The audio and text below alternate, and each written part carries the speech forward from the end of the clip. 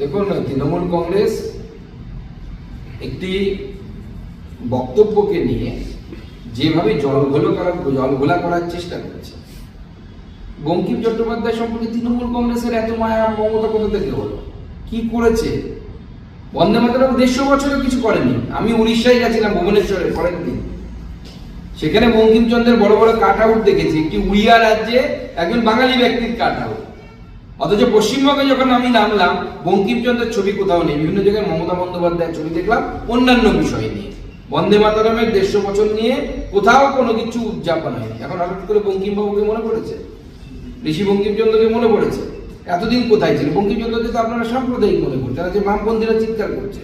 সুনীল গঙ্গোপাধ্যায়, যিনি বামপন্থীদের অন্যতম ধ্বজাধরা ছিলেন, তিনি স্বর্গীয়, তার সম্বন্ধে বেশি কিছু বলতে চায় না। তিনি কতবার বঙ্কিমচন্দ্রের সমালোচনা করেছেন, অন রেকর্ড আছে।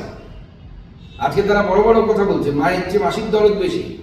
বঙ্কিমচন্দ্রের গুরুত্ব যদি কেউ বোঝে, বাঙালির গুরুত্ব যদি কেউ বোঝে, ভারতীয় জনতা পার্টি বোঝে।